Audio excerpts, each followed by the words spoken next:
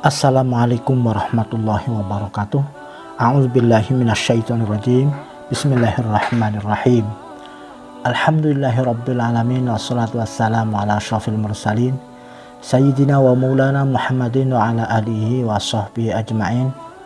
Subhanaka la ilma lana illa ma 'allamtana innaka antal alimul hakim. Shadaqallahul azim.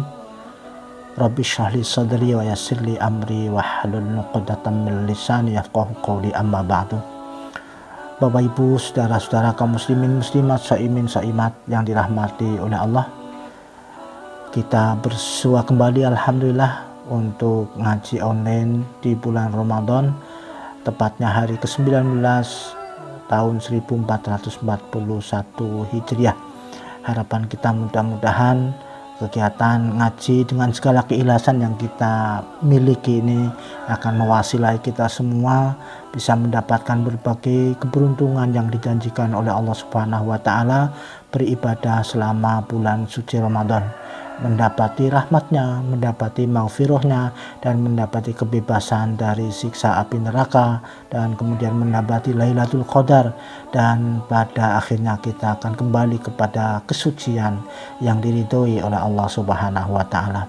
Bapak Ibu, saudara-saudara kaum muslimin muslimat rahimakumullah, kita coba lanjutkan penjelasan hari ini masih dalam potongan hadis yang dulu pernah kami jelaskan, yaitu hadis yang terjemahannya barang siapa yang suami taat kepada keburukan budi pekerti, maka keburukan budi pekerti istrinya, maka dia akan mendapatkan pahala sepadan dengan pahala Nabi Ayub. Nah, hari ini kita akan melihat mentelaah sabda Rasulullah lanjutannya terkait dengan apa sih pahala seorang istri yang sabar atas keburukan budi pekerti suaminya. A'udzubillahi minasyaitonirrajim. Bismillahirrahmanirrahim. Wa man sabarat ala adiyati zaujiha a'tahallahu ta'ala thawaba Asyata wa Maryam binti Imran kana fil jawahir lis Samarqandi. Pangandikane Kanjeng Nabi atau sabda Rasulullah sallallahu alaihi wasallam, waman utawi sapa wonge wadon sabarat kang lamun iku sabar sapa wadon ala adiyati zaujiha ing atase uli gawe loro sapa bojo lanange wadon, aktoha mongko paring ing wedon sapa Allahu Gusti Allah Ta'ala paring sawaba Asyata ing ganjarane Siti Asyah wa Maryam binti Imran lan ganjarane Dewi Maryam binti Imran. Kala utawi iki katerangan fil jawahiri tetep ing dalam kitab Al Jawahir lis Samarqandi katuwe Imam Samarqandi.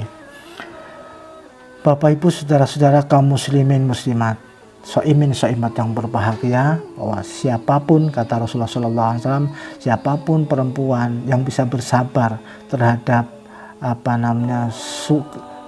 keburukan suami, rasa sakit karena perilaku suami, sabar, maka dia akan mendapati pahala sepadan dengan pahala Dewi Asyah istri Fir'aun dan pahala Dewi Maryam binti Imran. Dalam beberapa hadis, salah satu diantaranya Rasulullah Shallallahu Alaihi Wasallam bersabda, Sayyidatu nisa'i ahlil jannati arba'atun. Jadi pemuka-pemuka wanita ahli sorga itu ada 4. Yang pertama Maryamu bintu Imran. Yang pertama adalah Dewi Maryam bin Imran, yang wa Fatimatu bintu Rasulullah Shallallahu Alaihi Wasallam. Yang kedua adalah Dewi Fatimah putri Rasulullah Shallallahu Alaihi Wasallam, wa Khadijatu bintu Khuwailid. Yang ketiga adalah Dewi Khadijah binti Khuwailid, ini juga istri Rasulullah Shallallahu Alaihi Wasallam, wa Asyatu dan Dewi Asyah istri Fir'aun. Inilah wanita-wanita top yang menjadi pemuka-pemuka wanita ahli sorga. Kita tahu diantaranya adalah Dewi Maryam bin Imran. Dewi Maryam bin Imran itu namanya diabadikan di dalam Al-Quran, utamanya ada di dalam Quran surat Ali Imran ayat 42, di mana Allah berfirman, A'udzubillahi minasyaitonirrajim, bismillahirrahmanirrahim, wa in qalatil malaikatu ya Maryamu innallaha astafaki wa tahharaki wa astafaki ala nisa'il alamin wallahu alamu bimuradih. Dan ingatlah ketika malaikat Jibril berkata, hai Maryam, sesungguhnya Allah telah memilih kamu, mensucikan kamu dan melebihkan kamu atas segala wanita di dunia yang semasa denganmu. Quran surat Ali Imran ayat 42. Kemudian yang kedua adalah Fatimah binti Rasulullah Sallallahu Alaihi Wasallam. Dia adalah putri Rasulullah, wanita yang sangat suci dan kemudian sangat dicintai oleh Rasulullah Sallallahu Alaihi Wasallam, istri sahabat Sayyidina Ali karramallahu wajah. Beliau itu sangat qanaah, selalu menerima apa yang menjadi pemberian Allah Subhanahu wa Ta'ala, dan orang yang sangat taat kepada suaminya.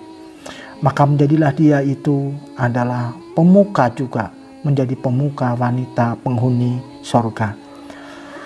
Kemudian berikutnya adalah Khadijah binti Khuwailid. Subhanallah, Khadijah binti Khuwailid adalah istri pertama Rasulullah Shallallahu Alaihi Wasallam, seorang janda yang kaya raya, cantik luar biasa. Dalam satu penjelasan dikatakan 2/3 kekayaan Arab Saudi ketika itu adalah milik Khadijah binti Khuwailid, istri Rasulullah. Maka kemudian setelah beliau itu dinikahi oleh Rasulullah Shallallahu Alaihi Wasallam, maka seluruh jiwa dan hartanya semuanya diperuntukkan tanpa kecuali demi perjuangan Rasulullah Shallallahu Alaihi Wasallam. Sebegitu besar juga cinta Rasulullah kepada Dewi Khadijatul Kubra binti Khuwailid. Kemudian yang berikutnya Dewi Asyah. Yang ini yang termaktub di dalam hadis ini, sabarat waman sabarat ala aziyati zaujiha a'tahallahu ta'ala thawaba Asyata binti Imran. Barang siapa perempuan sabar atas perilaku buruk suaminya, maka dia akan diberi pahala sepadan dengan pahala Dewi Asyah. Bapak Ibu saudara-saudara kaum muslimin muslimat yang berbahagia, dalam berbagai literatur disebutkan bahwa Asyah memiliki sejumlah keistimewaan sebagai seorang perempuan yang penuh dengan perjuangan. Yang pertama, namanya diabadikan di dalam Al-Quran, sebagaimana termaktub dalam surat Al-Qasas ayat 11 yang menceritakan tentang cara Asyah menyelamatkan Nabi Musa alaihissalam dari kebengisan Raja Fir'aun. Dalam surat Al-Qasas ayat 9 yang artinya, dan berkatalah istri Fir'aun, ia adalah penyejuk mata hati bagiku dan bagimu, janganlah kamu bunuhnya, mudah-mudahan ia bermanfaat kepada kita, atau kita ambil ia menjadi anak, sedang mereka tiada menyadari. Demikian cara Asyah merayu suaminya Fir'aun ketika itu. Bagaimana bisa mengadopsi, bagaimana bisa mengambil bayi mungil bernama Musa itu untuk menjadi anak asuhnya. Selain itu juga ia tetap berdoa kepada Allah meskipun Fir'aun terus-menerus menyiksanya agar ia mengakui suaminya sebagai Tuhan. Jadi awalnya Asyah menjadi seorang istri Fir'aun itu sangat damai, sejahtera. Tetapi pada saatnya kemudian Fir'aun sudah mulai menunjukkan tanda-tanda kesombongannya, bahkan dia memproklamirkan diri sebagai Tuhan, dan sekaligus memaksa agar Dewi Asyah istrinya itu juga menganggapnya tidak sekedar sebagai suami terhadap Fir'aun, tetapi Fir'aun adalah Tuhannya. Tetapi dia tetap sabar kalaupun harus bertubi-tubi siksaan yang diberikan oleh Fir'aun kepada Dewi Asyah. Hal ini digambarkan dalam sebuah firman Allah surat At-Tahrim ayat 11 yang artinya wallahu a'lam muradih, dan Allah membuat istri Fir'aun perumpamaan bagi orang-orang yang beriman ketika ia berkata, "Ya Rabbku, bangunkanlah untukku sebuah rumah di sisimu dalam Firdaus, dan selamatkanlah aku dari Fir'aun dan perbuatannya, dan selamatkanlah aku dari kaum yang zalim." Saudara, ibu bapak kaum muslimin muslimat rahimakumullah. Yang kedua, Asyah adalah penyelamat Nabi Musa. Saat itu Fir'aun memerintahkan kepada rakyatnya agar membunuh semua anak laki-laki, karena Fir'aun khawatir kalau anak laki-laki itu kelak kalau sudah besar akan menjadi saingannya, dan menjadilah mengkudeta Fir'aun. Maka kemudian undang-undangnya adalah berlaku bagi siapapun anak laki-laki harus dibunuh saat itu. Di saat itulah Nabi Musa alaihissalam yang diletakkan dalam sebuah keranjang dibuang agar terhindar dari kekejaman Raja Fir'aun itu. Namun atas izin Allah, bayi Nabi Musa ditemukan oleh Dewi Asyah yang kemudian berhasil melobi suaminya agar tidak membunuhnya. Inilah bentuk perjuangan yang luar biasa ketika itu. Dewi Asyah, perjuangan Dewi Asyah terhadap nasib Nabi Musa alaihissalam yang ketika itu masih menjadi korok mungil atau bayi. Yang ketiga saudara, Dewi Asyah itu adalah orang yang percaya dengan kenabian Nabi Musa alaihissalam. Saat itu para pengikut Fir'aun banyak yang tidak percaya dengan dakwah Nabi Musa, hingga suatu ketika Nabi Musa mendapat mukjizat dari Allah Subhanahu wa Ta'ala, di mana tongkatnya berubah menjadi ular dan menyerang pengikut-pengikut Fir'aun.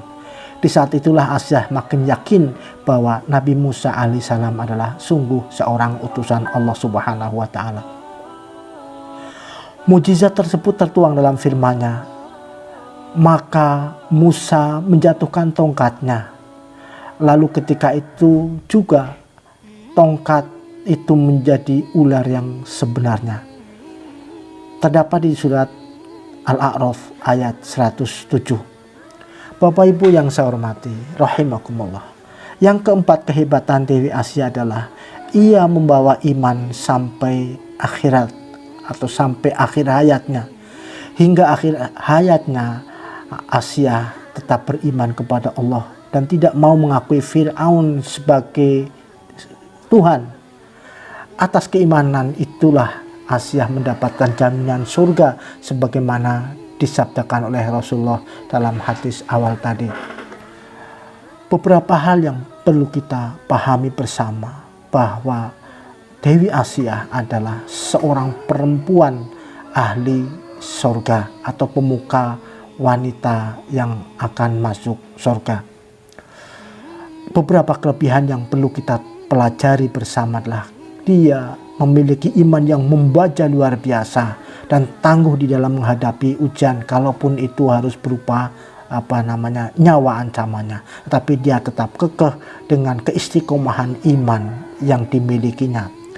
Yang kedua adalah wanita pejuang di dalam menegakkan kebenaran, yaitu dengan cerminan bahwa dia mengambil Musa dan mendidiknya untuk menjadi orang, sehingga ketika itu jadilah Musa seorang nabi.